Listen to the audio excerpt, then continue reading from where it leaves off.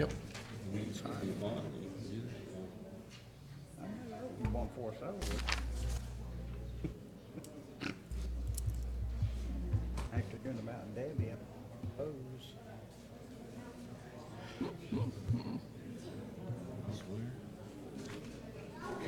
They can't do anything with her, you know.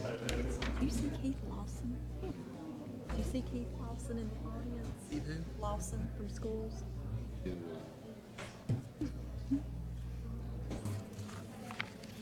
You put Hillary in charge. That's right, we do need that information. Well, She could have a don't think It's so. okay, we don't need that information. Do we do? No. Well, they've been spending some money here. Well, they've been putting some elbow grease in, I looked at it, man, but they're spending money. which is encouraging. Because from a business, I hope they don't put more in than they can get out. Burn them. He does a good job with that. But that's Seems that way when they get sometimes. cleaned up, that'll be.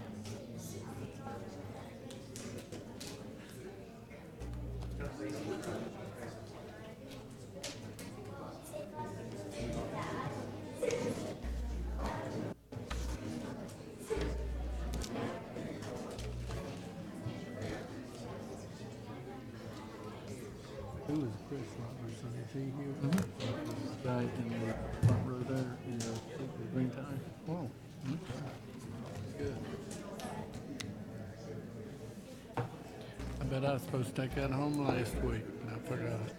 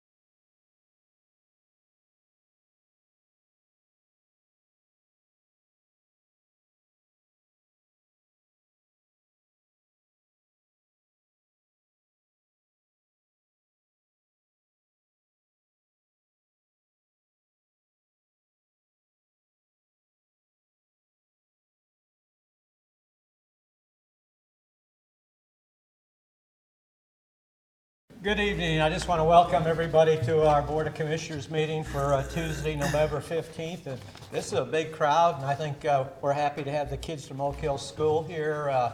We always like to have the young people in attendance. And just ask everybody to silence their mobile devices, and all the commissioners are present tonight. And if you have to present, please speak into the microphone down at the table here. With that, I just want to say one thing. I want to congratulate Jeff Britton, Johnny Carswell, and Scott Mowie on their win in the election. We're happy to have them. Let's give them a big round of applause.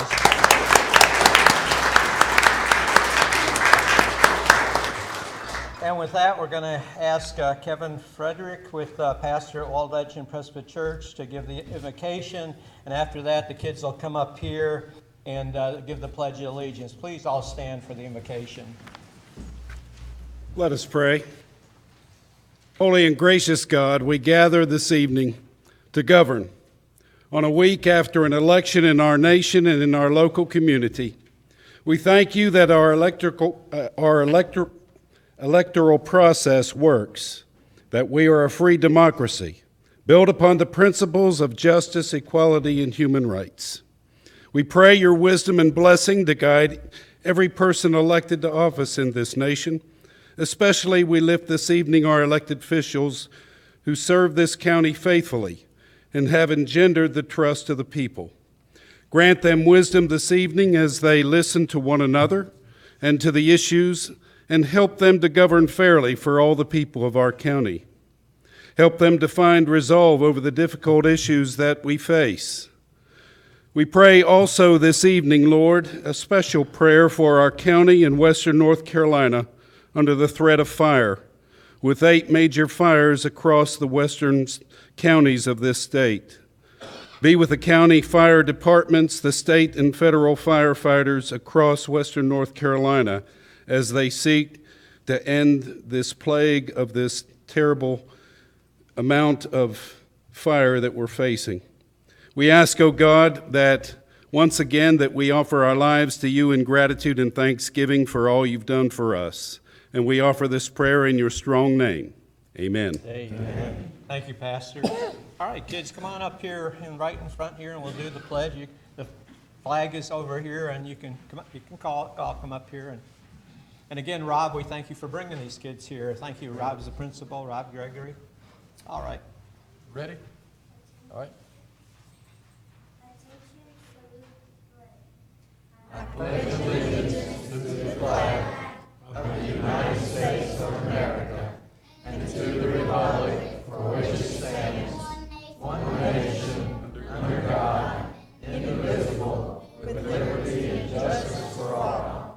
All right, guys, we're going to come down there and get a picture with you all.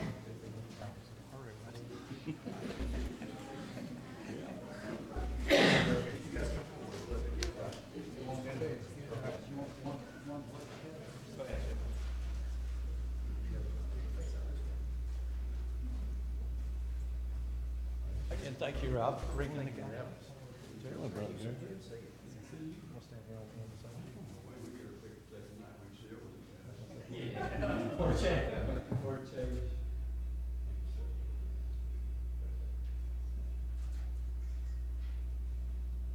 Anybody else want to take a picture?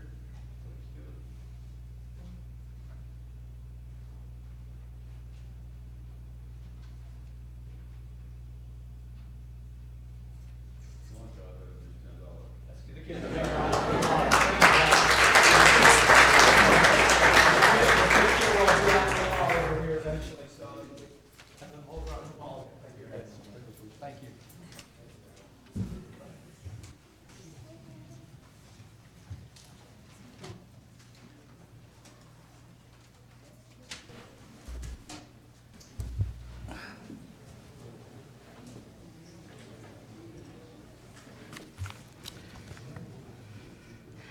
All right, our next thing on our agenda is the approval of meeting minutes, and that was September 8th, September 20th, October 3rd, October 4th, and October 4th, a special meeting. And I hope everybody's read over those, and I'd be happy to take a motion to approve all of them as printed.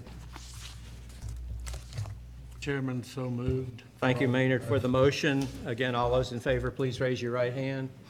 Opposed, like sign. That passes 5-0. I think everybody's had a chance to look over the agenda, and I'll be happy to accept a motion to approve the agenda as printed.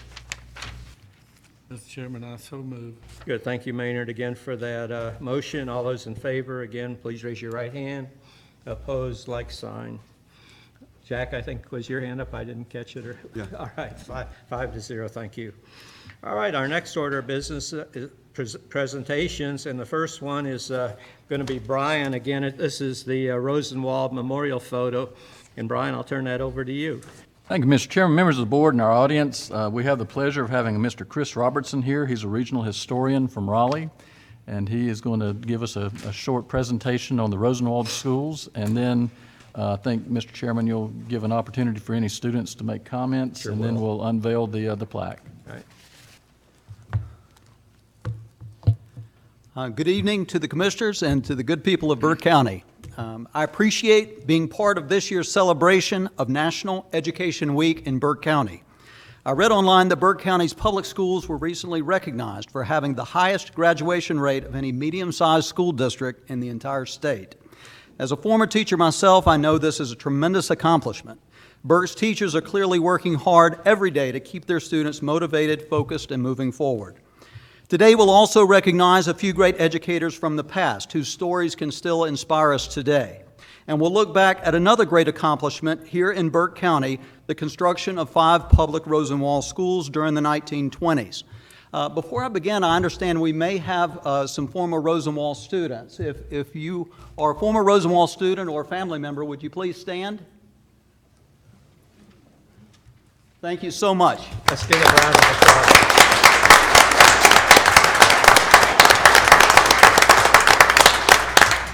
I hope to meet every one of you after the meeting. And Chris, we're going to invite them if they want, anybody after you get done, to come to the mic, and if they got any words, they sure come to the mic, so go ahead. Thank you.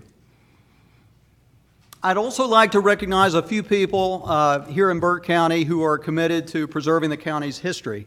Phyllis Wogan, curator of the History Museum, Dottie Irvin, former director of the Historic Burke Museum, and Lori Johnston, curator of the Morganton Library. I believe we'll also have with us this evening Annie McDonald of the State Historic Preservation Office in Asheville.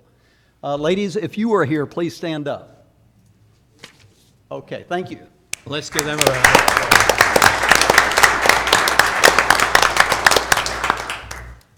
Ladies, thank you for your contributions to this project as well. Only one of Burke's 5 Rosenwald schools still stands. I want to thank the men and women of the Corpening Chapel and the Bridgewater Elks Lodge, as they have been the caretakers of that historic property for many years. I thank the commissioners for their invitation today. Without their interest in Burke's local history, I would not be here. My presentation today will be short. If anyone has any questions or comments, my email will appear at the end on the screen, and I welcome you to contact me. In recent years, I've enjoyed several visits here while researching my own family's history. My ancestors arrived here in 1777, which I believe was the year that the county was organized, and they remained in this county until 1904.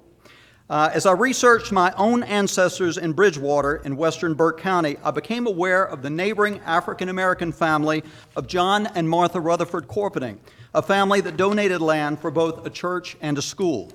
Of that family, Bessie Pearl Corpening would become principal of the school, which still stands in Bridgewater, and Pinckney Corpening would lead the respected Olive Hill High School of Morganton. As I learned more about that family, I realized that they had helped pioneer Burke's early African-American education for over 25 years. Both Bessie and Pinckney Corpening had worked in Rosenwald schools, so I began to learn more about the Rosenwald movement and its legacy here in Burke County. I found that some research had been done on Burke's African-American schools, but Burke's Rosenwald history had not been researched. I decided that I might help to recover that missing chapter. Today I'll focus more on the last existing Rosenwald school in Bridgewater. The history of the other 4 Rosenwald schools are now being compiled by the museum and the library. They're asking anyone with information or photos on those schools to please contact the North Carolina room of the Morganton Public Library. Let's see here. This is our introduction to Miss Bessie Corpening, and we'll learn more about her in a few minutes. These are the 5 Rosenwald schools of Burke County, North Carolina. There are different names associated with each school. For example, the first one was named Canal School during its Rosenwald application. It was called Rosenwald School in the directories of North Carolina education, but it was informally known in Bridgewater and still is today as the first Corpening School. The Morganton School would later be known as Olive Hill. McElrath's Chapel would merge into McAlpine, and then there was the Rock Hill School and the Willow Tree School. To appreciate the importance of the Rosenwald schools, we need to quickly revisit the Jim Crow era, when the southern states were busy legalizing segregation for all public facilities. Their goal at that time was simple: separate the races. Even though many facilities were already separated by social custom, it must have been very discouraging for African Americans to find their status was actually being written into state law. So as North Carolina's state-funded public education began in the early 1900s, so did segregation laws of every kind. You see here, 1875, white and black children shall be taught in separate public schools, but there shall be no discrimination made in favor of or to the prejudice of either race. This was the legal doctrine of separate but equal. I'm pretty sure when they passed that, they knew that separate would not be equal.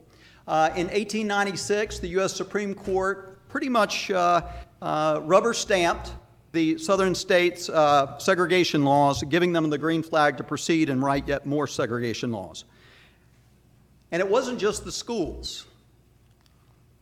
Aside from accommodations, hotels, theaters, buses, mental hospitals, the North Carolina State Libraries, prisons, even cemeteries had legalized segregation.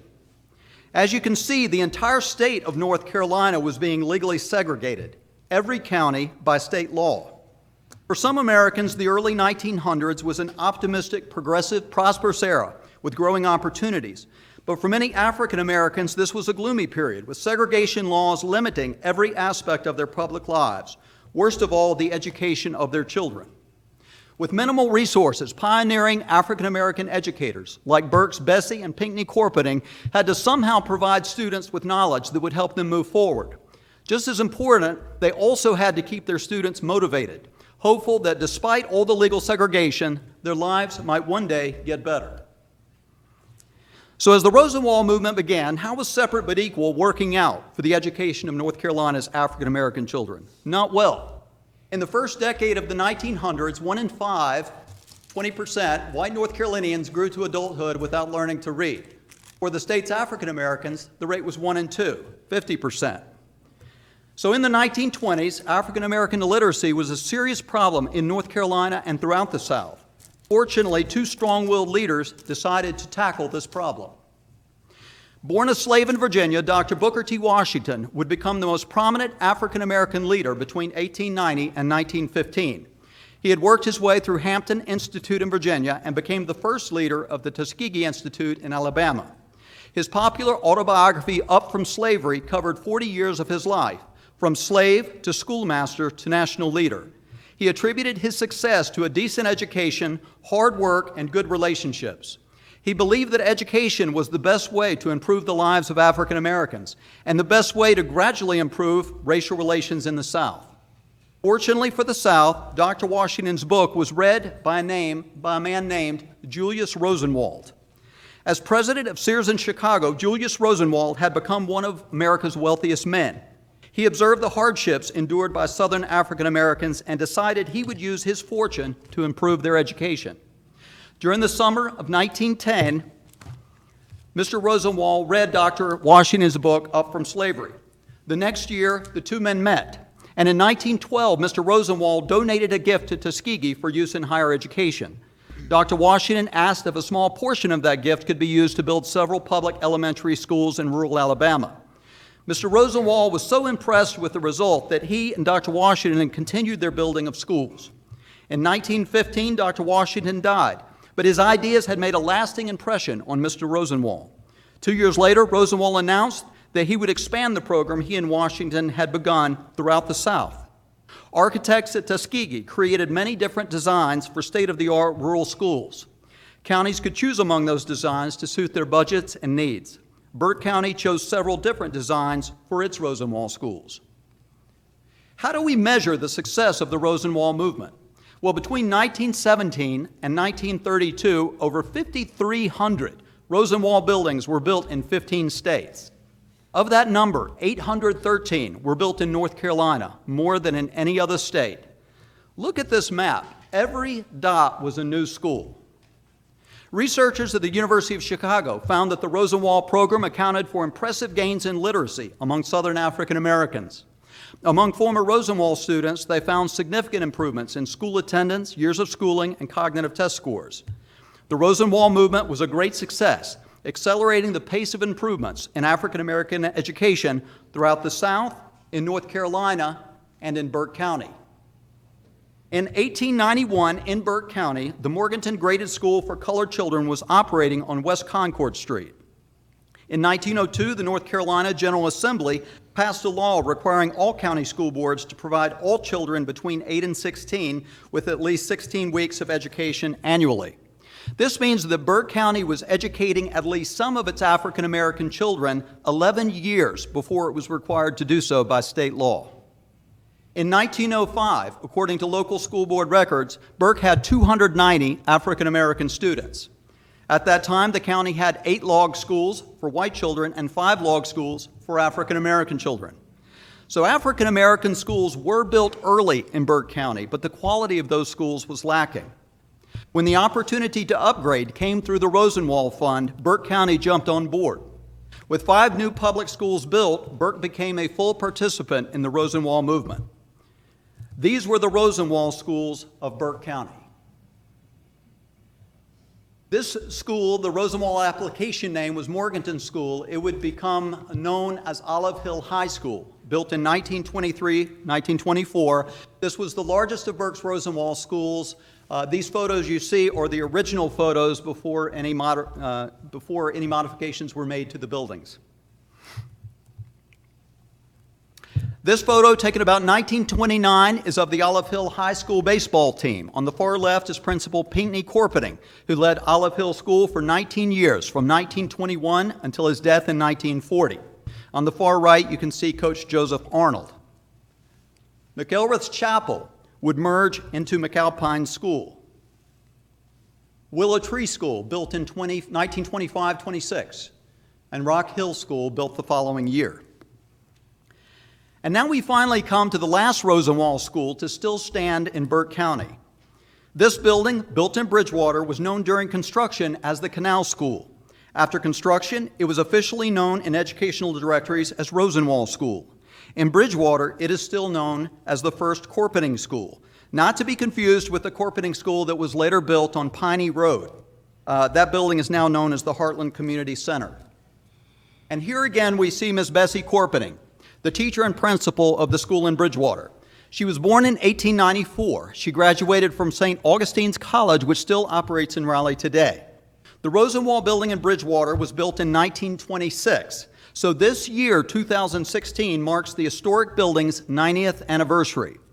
It appears, however, that the Corpening School may be about 10 years older. According to folks in Bridgewater, Ms. Corpening started teaching out of the chapel in 1916. If Bessie was operating a school out of the chapel in 1916, then this year, 2016, marks the 100th year anniversary of the original Corpening School. Bessie taught in Western Burke County for more than 30 years. She lived to age 98 and passed away in 1992. Here we can see Bessie Corpening when she was younger. She's standing in front of the family's home. She's wearing the light-colored dress. Seated in the middle are her parents, John and Martha Rutherford Corpening. Before the Civil War, John Corpening had been a slave. After the war, he and Martha acquired 120 acres on the river. They had a large family and a successful home. They donated land for the Corpening AME Chapel in 1916. That church is still active today. The Corpening family also donated land for the school. The old Corpening home still stands, but is vacant and thought to be unstable. Here are just a few pictures of the school that were taken a couple of years ago.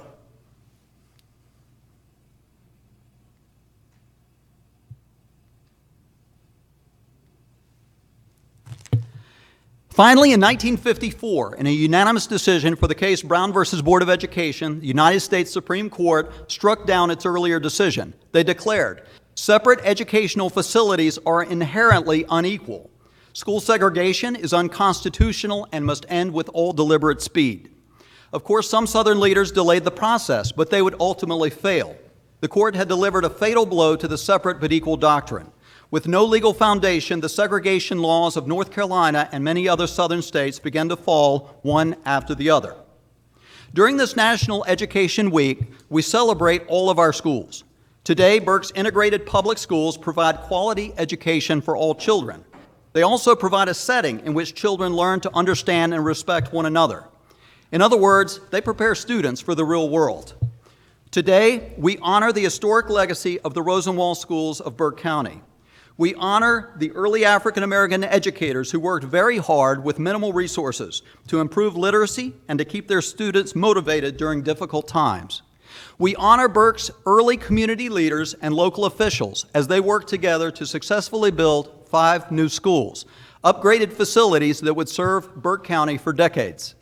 Today, Burke joins counties across North Carolina that have officially recognized the Rosenwald schools to show how their counties chose to join an historic movement that improved millions of lives and their families and communities across the South. Thank you. Thank you, Chris. Just before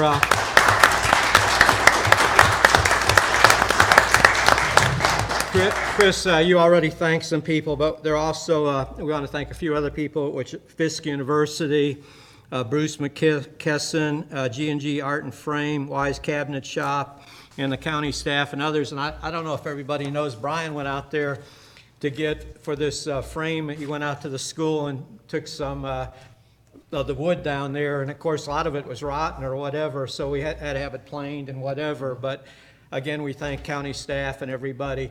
And before the unveiling, does anybody want to come from the audience and come up and speak on, that was maybe a student there at the Rosenwald School? We have somebody with us tonight, Coley Willie Whitworth, who's 86 years old, and she went to school there. So if anybody wants to come forward, please come up and use the mic. And this is Coley coming up here, 86 years old, was a member of the Rosenwald School. So thank you. Go ahead. Thank you for every one of you here tonight. So it's been a long time since I went to that school, because I was born in 1939. When I went up there, I was 1945. So I went up there for 5 years, and then I was moved to back out Pine for a while. So I had 10 other brothers and sisters went there before I did. And I'm the one one left, all of them passed. And so I'm the one still here, so it was a good school. She teach from the 1st to the 8th grade there. Some of them graduated there, and some of them didn't, just like I did. I didn't either. So that's about all I remember now, 'cause I'm 77 years old myself. Good, thank you. Thank you.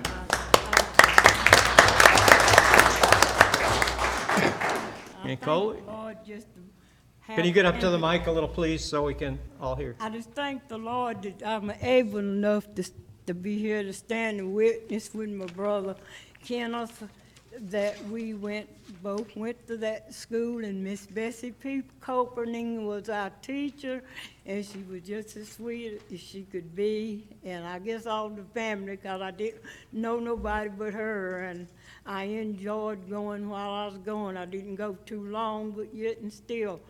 I thank the Lord to be here to recognize her service that she did while she was in our county.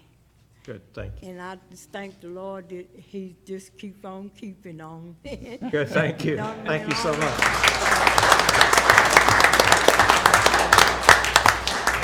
Anybody else would like to say a few words? All right, and again, would all the people from the Rosenwald School please stand up, all the ones that went to the Rosenwald? And let's give them a big round of applause.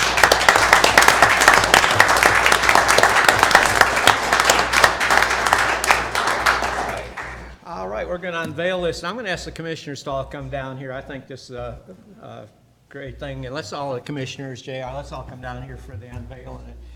Again, come on, Katie, we'll all. Brian, we're going to let you unveil it. You worked hard on this, and we're going to. Mr. Chairman, Bruce is here that helped us get the wood for this. All right. So you want to come up?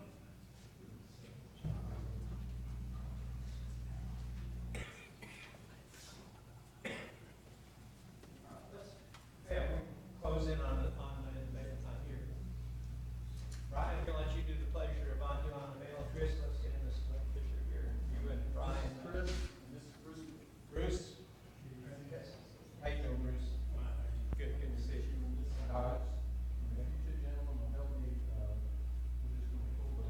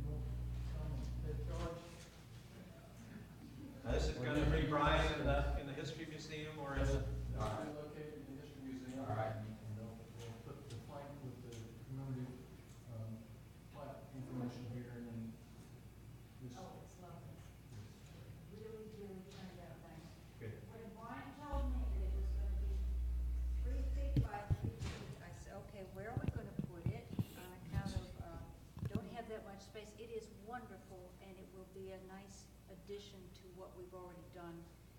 We actually had some things on the Rosenwald School on the wall, but nothing as fancy as this. This is awesome. Thank you. Well, thank you. No, you put good money into this. This is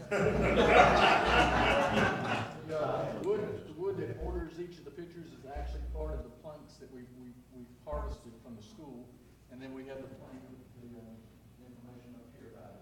Yes. I'll wrap this up in plastic and we'll get this to you in just a minute. Judge, you have a few words to say? I do. It is our honor to take this and have it hung in the museum. And while I'm here, I want to say something else. You've entrusted the old police fire station to the museum, and I want to publicly thank you. I thanked you in a letter earlier, but I want to publicly thank you. We're having a fundraiser. You can give us money if you want to. That's not the reason we're here. Thursday night, between 5 and 7, we're having a fundraising chicken dinner, a fast that they'll be serving. And I would like to invite the 8 of you and Chris, if he'll stay, and your spouse to come as our guest for a chicken dinner to see the old annex. We could call it now the museum annex. So you're invited to come. Thank you very much. Thank you, Phyllis. One more round of applause.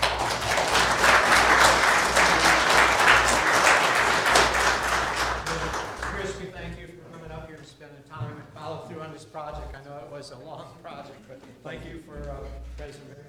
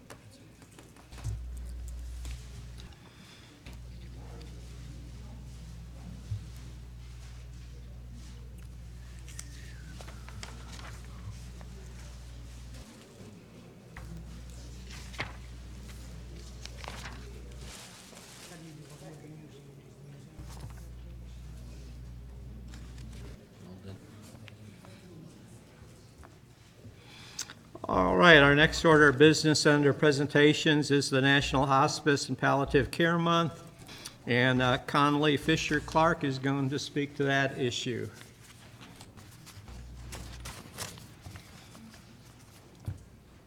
Thank you. On behalf of Catawba Regional Hospice and all surrounding hospices in our area, we'd like to thank you for acknowledging National Hospice and Palliative Care Month and for recognizing our patients in need of end-of-life care. Thank you very much. Good, thank you. And you wanted to do a picture, I Yes, believe? please. All right. Yes, please. Anybody else want to come down here on the picture? Proclamation.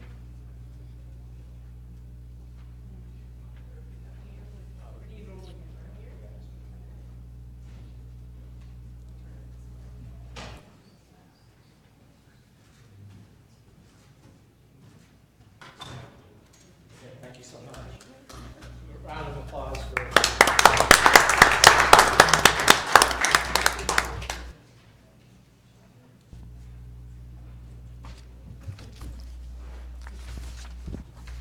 Chairman, we need a motion for that, correct? Need a motion to adopt proclamation number 216-05. Mr. Chairman, I move to adopt proclamation number 2016-05. Good, thank you, Maynard. Everybody heard the motion. All those in favor, please raise your right hand. Opposed, like sign. That passes 5-0. All right, the next thing is a presentation of financial data for the period ending September 30th, 2016 for Burke County Public Schools. And Keith Lawson, is he here? I don't see him, Mr. Chairman. Keith is not here. All right, I guess there's nobody to make that presentation. I guess we'll have to take that at a later date. The other, number 4, is Western Piedmont Community College. They're going to also present financial data for the period ending September 30th. Sandy? Thank you very much. Want to briefly go over the first quarter financial statements for Western Piedmont Community College. And we are going to look at the first three columns, which is our state funds. We have a formula budget of $14,637,780 with additional allocations of $365,286 for a total budget at September 30th of $15,003,066. Through September 30th, we've received $3,536,039 and spent $3,251,868, or 21.7% of our budget through the first quarter. If you'll look in the next three columns, this is our county budget with actual expenditures through September 30th.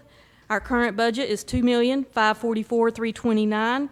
We have received $431,427 of our budget with expenditures of $607,348.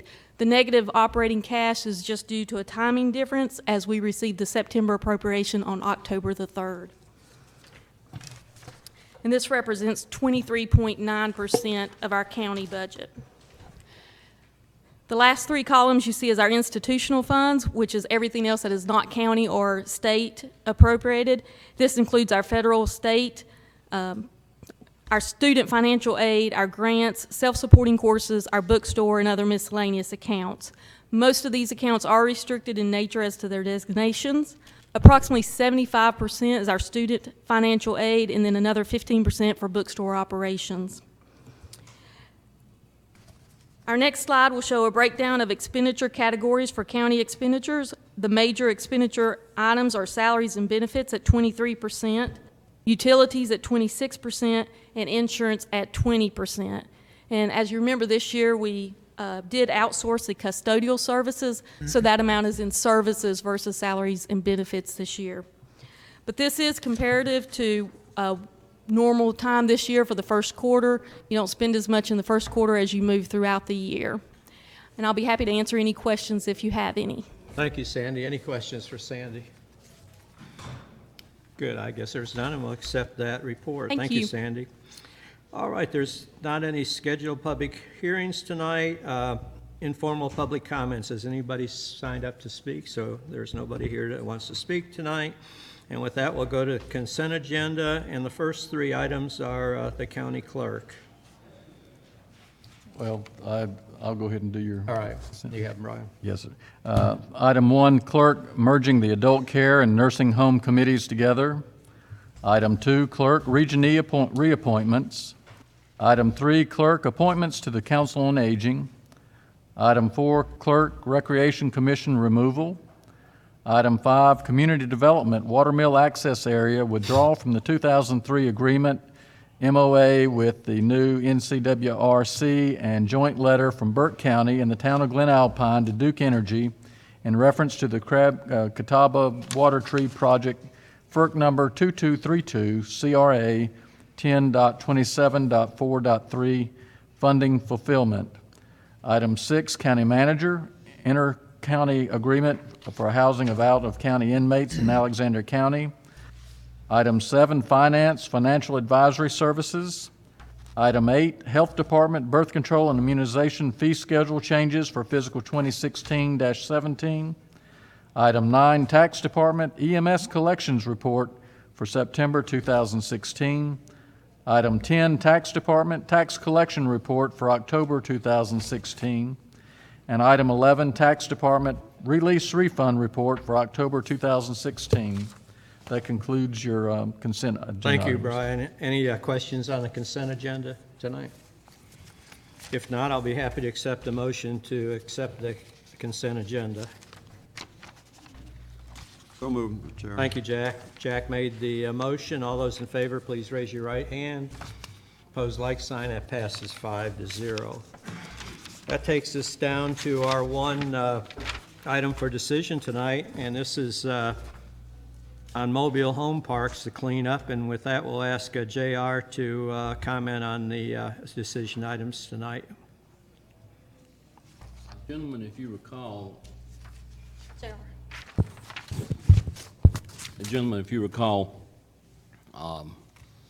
back in our October pre-agenda, we were discussing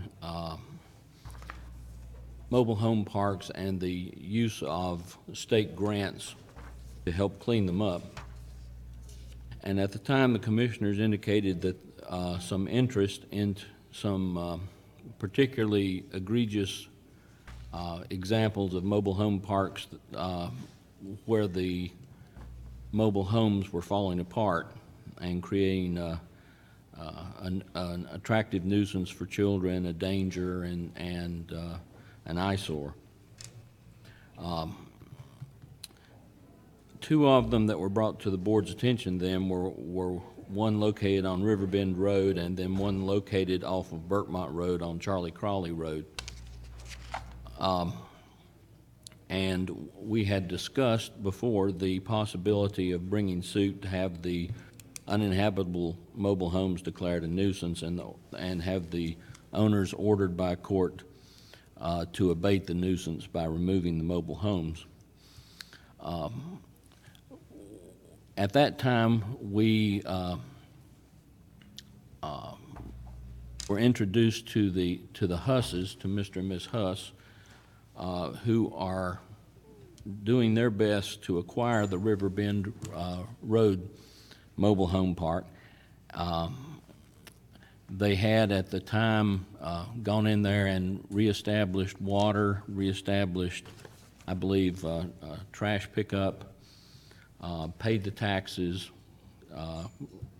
and cleaned the place up. I think they may be here tonight. Yes, they are. They're in the audience. If you want to hear from them, because at our last meeting we decided to table it and to see if they were able to acquire the property and what else they were able. JR, I think they provided us with pictures and photographs of what's going on. I think everybody should have that. And I mean, what I see there, and I think everybody sees, I mean, it's that they've really worked hard to fix this up. And I mean, some of these places look like high-end hotels, you know. They're really doing a good job. And I don't know, did everybody get a chance to look at these? But if the Husses would like to come up to the microphone, please come. But I think they're doing a great job from what I see. And that leaves just the other park. The other park, and that one is, of course, has been foreclosed upon and is now owned by a bank out of Georgia. And in preparation for this meeting, received an email from Steve Carpenter, Scott Carpenter, who's out of town, who suggests that the commissioners allow the mobile home nuisance process to begin with community development. Let them be the first contact to the owner. All right. And see what power of persuasion they have to, rather than engaging a lawyer immediately, let them see what power they have to get the owner to clean it up. And then if that's not successful, then they would refer it on to the county attorney for a bigger gun. All right, questions for JR? Or? Mr. Chairman, just a comment or two. I drove by River Bend on the way in. I left the house a few minutes early. But in studying this and looking at comments that we made during the work session, and on page 230, you'll find section 902 of the requirements. And I think in reading those requirements, I'm not sure we're in compliance. It says that the Board of Commissioners should have an authorized official shall state in writing the board's finding and the determination. And then, as been brought up a couple of times, that after they contact them, they have 90 days to do something. And it continues with the instructions that the county shall take with that. If they fail to comply with the order, the county shall take any action it deems reasonably necessary to dispose of the abandoned manufactured homes. And what I was going to suggest, or at least throw out the idea of that, there's some homes down there that are not repairable. You're going to have to remove them evidently. And I think we need to get a plan of action, if you will, from the new owners. And that plan of action is what they intend to do and the timetable they're going to do it, so that we know and that the community knows that we are, and they can't do it overnight. None of us here can expect them to, they've done a lot of work and it looks a whole lot better. There's still a lot of trash there, a lot of raw trash there that needs to be cleaned up. But I think the least we can expect from them is a written plan of action on their behalf. Now, I would suggest that. JR, you're the legal advisor, but I think all of us, I know I am, I'm willing to give them some time to bring it up to par, to fix it, but we need to know that timetable, I think. I think we deserve to know that timetable. Well, that's the purpose of the ordinance, and that's what community development would be starting with. Okay. Right there. So Scott would start working on that then, JR. That would be my recommendation to y'all, that you immediately have Scott's community development begin. Right. On your, may I? Go ahead. On your behalf, is that reasonable from y'all? Can y'all get us a plan for, and a timetable on it? Okay.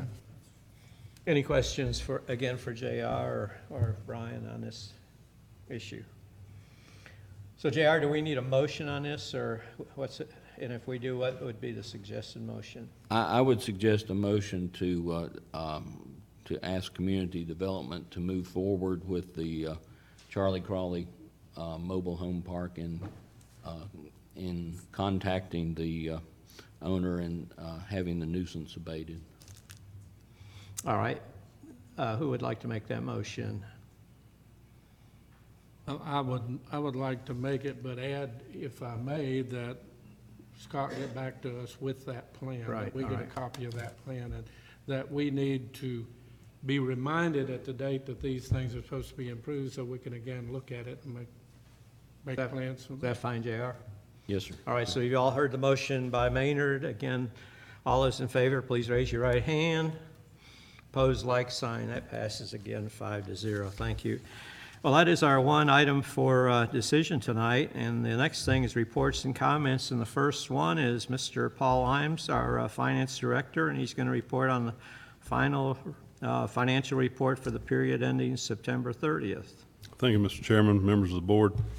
The first sheet that you have reflects the general fund as of September 30th.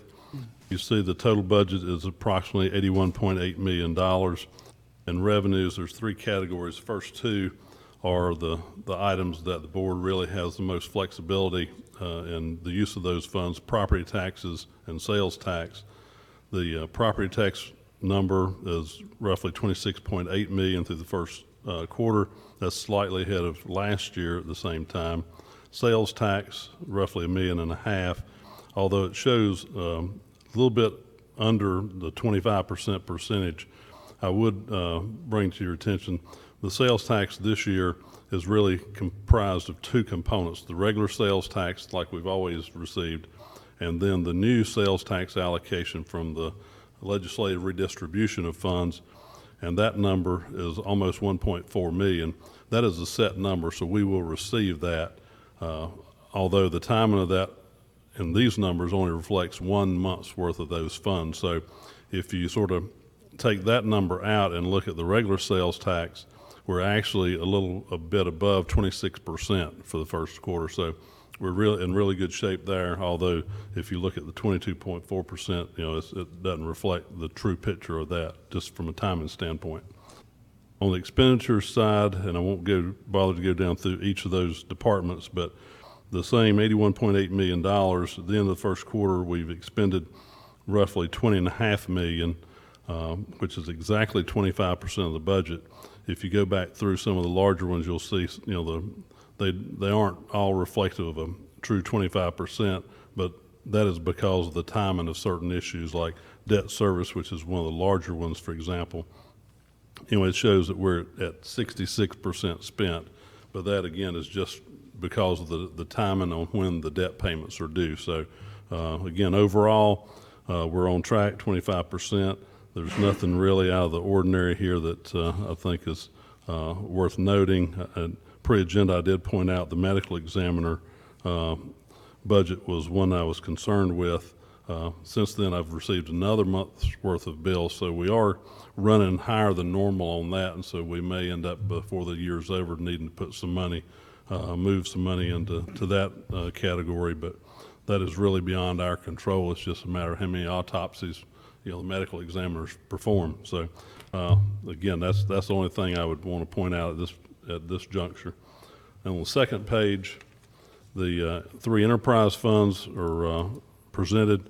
Water and sewer revenues right at 25%. Solid waste disposal, if you see the revenues, they're above 25%, but that's sort of like your property taxes. That's reflective of when the tax bills are paid, because the largest revenue stream in this budget is the fee on the tax bill for property disposal fee. So that's a little bit over the 1/4. Still in good shape. On the expense side, we're a little bit under 25%. Solid waste collection budget is funded entirely from solid waste disposal, and the money is transferred whatever is necessary to cover expenses. So in the first quarter there, expenditures are only $123,000. So we're in good shape in that fund. So overall, we're on track, similar to where we were last year, nothing really out of the ordinary, and I'll entertain any questions anyone may have. All right, questions for Paul? Not for me. Thank you. All right, I need a motion to accept this report. So moved. Thank you, Maynard. You all heard the motion by Maynard. All those in favor, please raise your right hand. All right, that passes 5-0. Madam Clerk, item 2 is the Board of Commissioners Committee reports. We'll start with Johnny down there. Thank you, Mr. Chairman. In your package, you have my report from the library. Jim always gives us a very exhaustive report and a good report, and nothing wrong with the library. It's getting bigger every month. I attended the Burke Cooperative Water Board meeting today. Taps are growing with everybody, so that's a good sign on the building process in the county. A number of the members of the board are beginning projects to redo water pipes. Some of their lines are old, and so they're waiting on some grant monies, and they're going to be redoing some water lines. Good, thank you, Johnny. Maynard? Thank you, Mr. Chairman. All of you got a copy of the air quality meeting. It was moved up to December because of scheduling conflicts. I did want to share just a couple of highlights from the Agricultural Committee meeting. One of them that I'm very interested in, and you'll know when I read it that we've been champion for this for some time. But their committee rank for the goal number 1 was to support state funding and staffing for agricultural research, cooperative extension service, and other agricultural-related efforts to support the largest segment of our industry. And the second one, support legislative allowing counties to partner with neighboring counties to multi-jurisdictional regional agricultural business district that allow for favor and incentives to attract agricultural business to the region. And part of that, we have had some discussion in closed sessions that some of this industry needs more than just one county to pull from resources for the Growing Agricultural Committee. Parks and Recreation, it is scheduled, you've got a report on the last one, and the next one's scheduled for Thursday.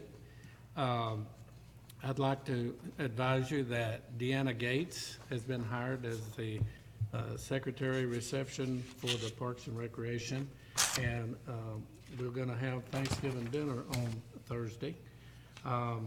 And in mental health, that meeting has not yet been held for this month. It happens Thursday night.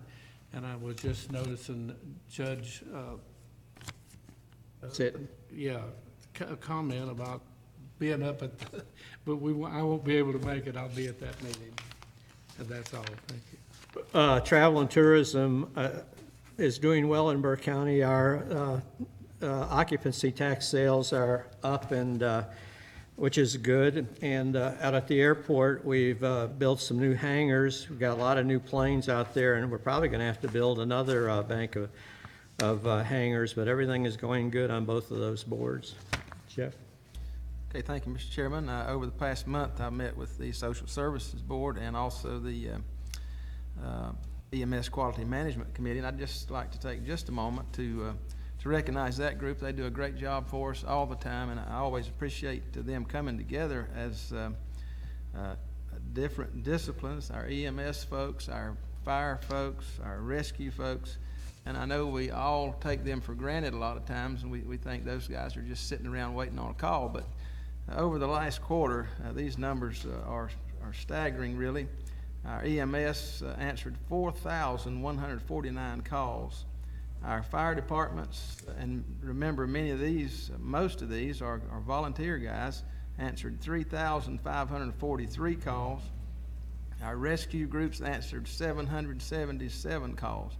So these guys do a tremendous work for us all the time, and I just want to commend them, and I would encourage our citizens to thank them whenever you have the opportunity to do that. And Brian may say more about our fire situation, but I'll just remind again, thank our folks who are helping fight all the fires in our area, and again, remind our citizens to be of assistance any way that we can with that. Good, thank you. Jack?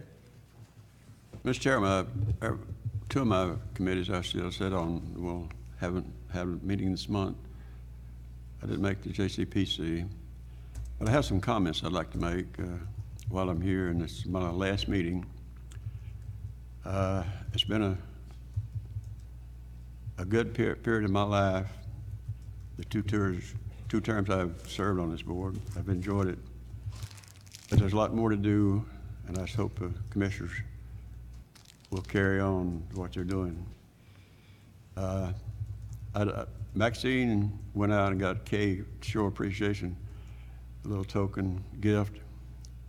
I thought about getting you guys one, but you know what is material things? They go away, so I decided to give you some advice instead of getting you a gift, because advice goes a long way sometimes if you listen to people. But I thought about that too. Over the last 4 years, I've tried to advise you quite a bit, but a lot of you don't pay any attention to me in that respect, but that's okay. There's always 18, and I don't have any plans to go anywhere until then, so I've enjoyed it, and I have no regrets. Thank you. Good. And with that, I got one item from staff. Any comments from staff, Brian, JR? If you want to go ahead with that first. You want to do it? Go then ahead. afterwards. Well, let's do this. Come on, Jack. Let's come down here. Maxine, come up here, and we're going to got a little presentation for you.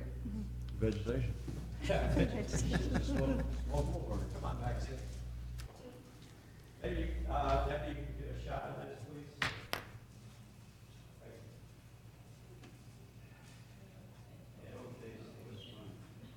They're going to get the camera there.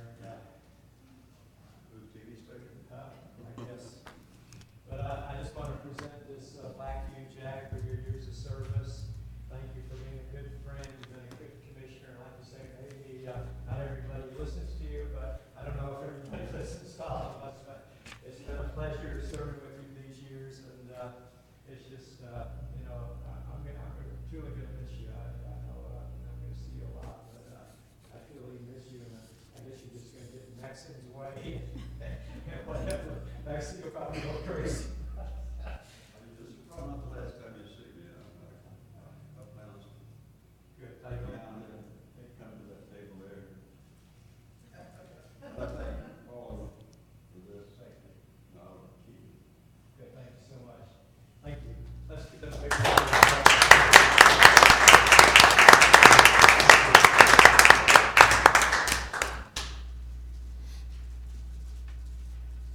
And with that, I think any comments from staff, Brian?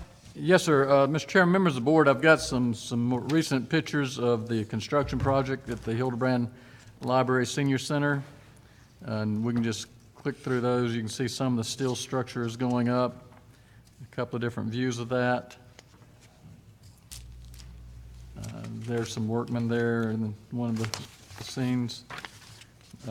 Then we have a picture of one of our firefighters there in the wildfire, some there in the park area. And then this is apparently an aerial view of the fire. I want to take an opportunity, our new Fire Marshal Emergency Management Director is here, Mike Willis. And Mike, if you and the gentlemen that are with you and ladies, if you want to come up and do a brief report to the commissioners as to what's happening with the fire and efforts to put the fire out, we'd appreciate it.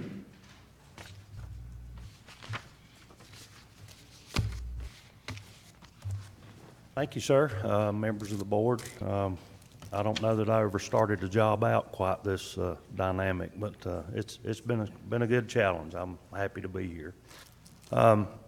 Just to give you a little bit of history of the last 8 days, Burke County firefighters have answered 287 calls for smoke investigations, report of outside fires, and illegal burns. So those 3 call groups together, in 7 days, they have run 287 calls. So we're out there. Not all of those have turned into anything, but that's kind of where we're at. I'd like to introduce to you 3 gentlemen that are working in support of our operation on South Mountain. The initial crew that came in from the Forest Service, what we consider a top 3 team that started, incident management team that started this incident and began the ball rolling as a formal qualified incident that we actually have to manage. Mr. John Howard, I'll let him say a few words to you. This incident evolved into a need for a top 2 incident management team, and the Forest Service has Mr. John Kern. He is the incident commander now for the team that's in place at this time. It's a green team out of Florida. And I'd also like to introduce Mr. Mike Cook. Mike is the Western Branch Manager for North Carolina Emergency Management. So I'll let these gentlemen talk to you. Good evening. My name is John Howard. I was the initial incident commander called in to kind of bridge the gap. We knew pretty early on. I'm actually from Hillsborough, North Carolina. And just to kind of a state of the union and how we came to have Florida folks coming up here fighting fires, of course, the historic drought that we have. About 50%, maybe a little over 50% of all the people east of here are now up in the mountains battling various fires all across the state. The local folks have been have come to the stage where they can't do it alone, and so we've mobilized a lot of our forces from the east and have pushed them here. Even with that, not enough manpower to handle all the different blazes that are going across western North Carolina. So we've got folks coming into this fire from all across the country. Alaska, I saw last night, Pennsylvania, various states all across the country. And we have cooperative agreements with other states, and so when things get really bad, we go help them, they come help us. We've been to Florida in the past as an agency, and now they've returned the favor to us. But pretty historic conditions. What would normally work for us in most years is not working now, and you guys can see the evidence of that on the horizon. But we are working hard with incident management teams, emergency management, trying to get more resources from across the country to come here. So anyway, I'll let John give the update on the fire unless you guys have a question for us. For me. Any questions? Or? All right, good. Thank you. Good evening. Thank you, Chairman and Board. My name is John Kern with the Florida Forest Service, and we're up here to help out. We were requested by North Carolina Forestry to help out. As you know, I think it was mentioned earlier, at least 8 large fires in this area has really taxed their ability to handle fires locally. Florida has certainly been in that same boat. And had to call in outside agencies. There is a state-to-state agreement where we can come on up here quite easily without having to go through lots of extra hoops of working through the federal system and hiring and filling orders. We can go pretty close contacts state to state. So we're taking advantage of those pre-existing arrangements there, and we're also leaning heavily on our local folks out here to help us with on-the-ground expertise, and we look at them as our eyes and ears, and we really do listen to their advice quite closely when we come up here and fight fire in somebody else's yard. So an update of what we got going out there right now. Up on the screen, we've got the latest, and that was from overnight last night. Infrared imagery, plane flies over, looks down with its sensors, and was able to tell us that the fire is about 4,600 acres. The brightest red on there indicates the hottest portions of the fire. And other areas have just isolated smoldering stumps and things like that that the imagery will also pick up. So you can see the major areas of concern are where the fire is moving to the north and to the east, up around Bob Knob and Obie's Knob up there in the northeast. And then also to the west, out towards the game lands, there is also another area of our major concern there, because there's a lot of opportunity for fire spread that direction. Very few trails to build lines off of, very few roads to provide access, so it's much more rural there. But again, all the improvements are up on that northern portion, so of course our efforts have been concentrated there today, and we'll also talk a little bit more about some of that activity that's been going on up there specifically. So that is the fire in a nutshell. We have got about 30% containment on it. That containment comes in the form of roads that have been widened somewhat either by hand crews that are on scene or bulldozers pushing them open and then maintained with leaf blowers, as well as fire trucks, brush trucks and engines, maintaining those and using counter fire to light fires along those edges that move towards the wildfire, removing the fuel so that it can't come out those areas. So much of that red line where there isn't any heat around it is areas that have been controlled, and we're considering those fairly secure at this time, still monitoring them because the leaf fall is happening and could cause a reburn, they call it, coming from one of those hot dots you see there and challenging the line. So we do need lots of folks to keep patrolling the lines. But that's going on. So cost to date, as of yesterday afternoon, about $250,000 have been spent on this fire, captured by our team and orders. There has been additional cost to that from crews that have come in on a daily basis from the North Carolina Forest Service and report back to their station. So there's actually more cost to that. Our critical resources that we've been asking for and have been receiving to some degree are air resources. We've had what they call single engine air tankers or seats, airplanes that can drop retardant. Just today they made 15 drops of retardant for about 12,000 gallons of retardant out there to help secure the areas to the north and also out to that west side there. We've also had a helicopter on scene today, along with about 179 personnel. That includes folks helping out with the incident management team, as well as firefighters and other specialists up on the fire scene. So probably by the end of the day tomorrow, we'll have over 200 people helping with this fire. As John said there, yeah, we do have them from all over the country. They include dozers, engines, and hand crews. Lots of North Carolina State Forest Service folks out there helping out. They're staying in the fight, providing us that expertise, certainly, and we appreciate that.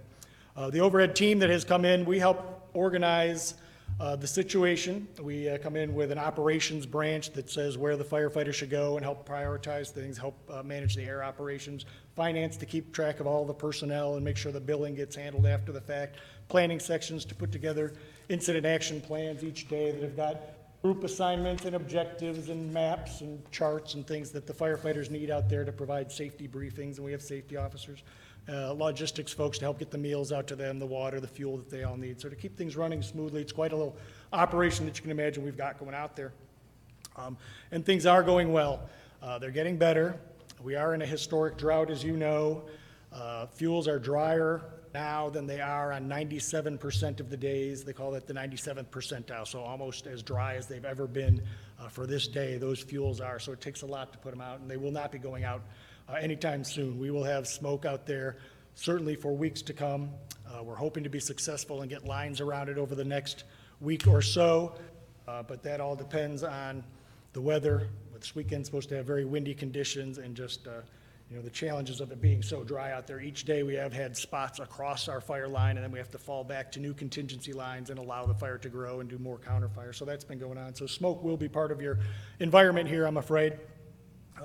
And we're going to have a planning on a community meeting to help share some of this information with the citizens here. We're hoping to do that later on this week. We'll get you some times and dates when it works for facilities and for us to be able to present some of this information so that the community can know just what's going on out there. And I would like to say, kind of in closing there, one of my most significant impressions out here, along with the dry fuels, is the great outpouring of support from the community.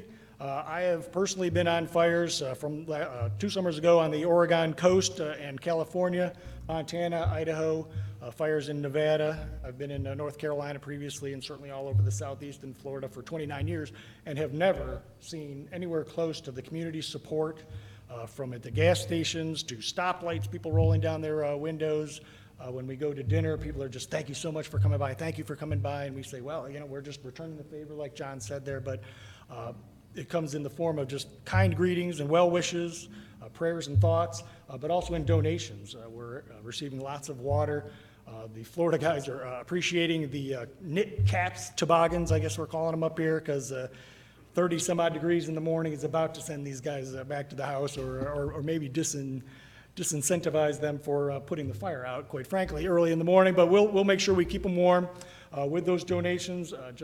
Really heartfelt thoughts is really what we need out there. We've got the ability to give them the supplies that they need, but you just can't help but notice how engaged the community is, and that speaks to the local folks who have set up that relationship. And we're here to help build that relationship, continue it on, and we just want to say thank you for allowing us into your community, and just kind of say thank you back for those well wishes that we've received.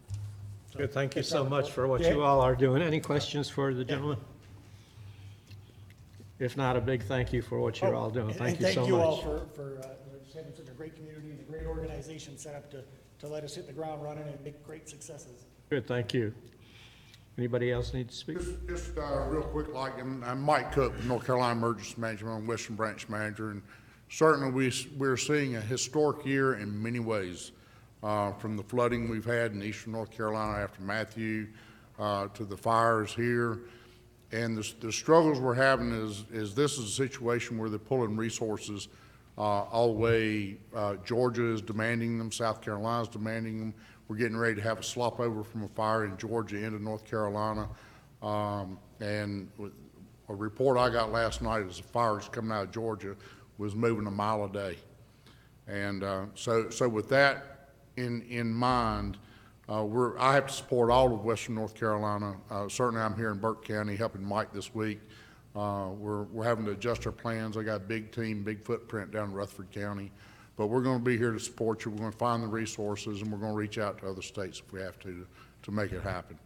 Hopefully, we can get some water coming our way and resolve this problem. And next year, we'll be back to saying I lived through the historic 2016. So good. Thank you guys for all you do. We really appreciate you all. Thank you so much. All right. Thank y'all. Brian, you have anything? Say something else.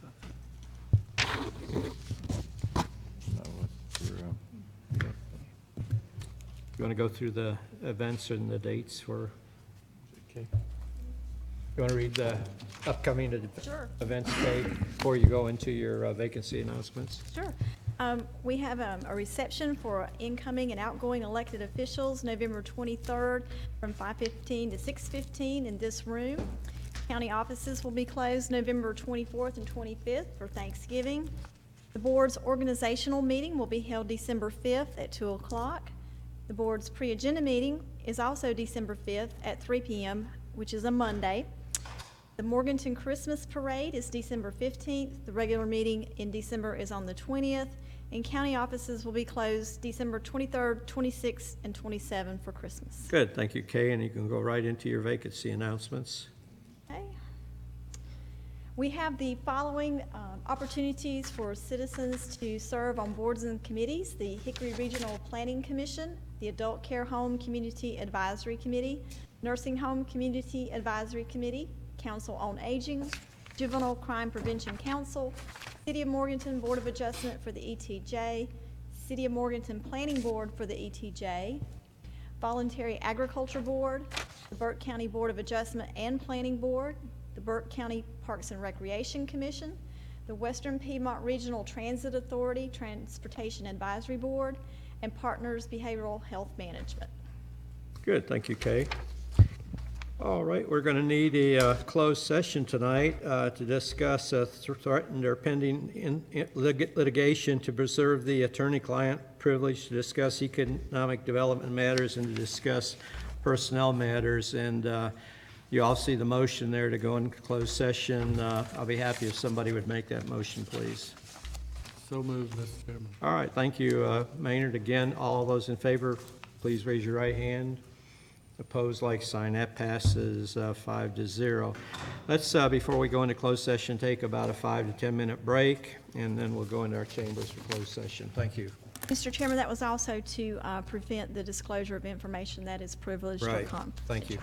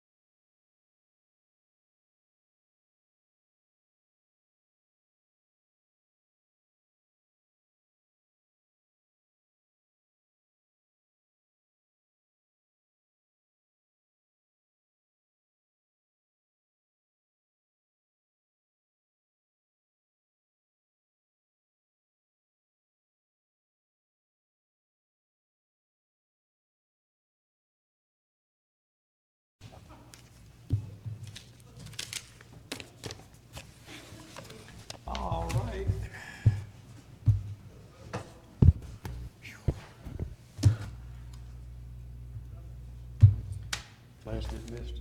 Just about. Jeffrey?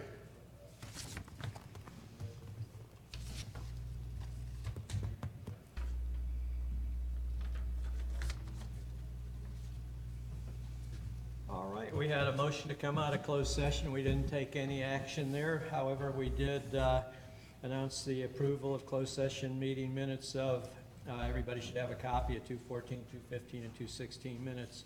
And with that, I'll be happy to ask for a motion to approve those closed session meetings out here.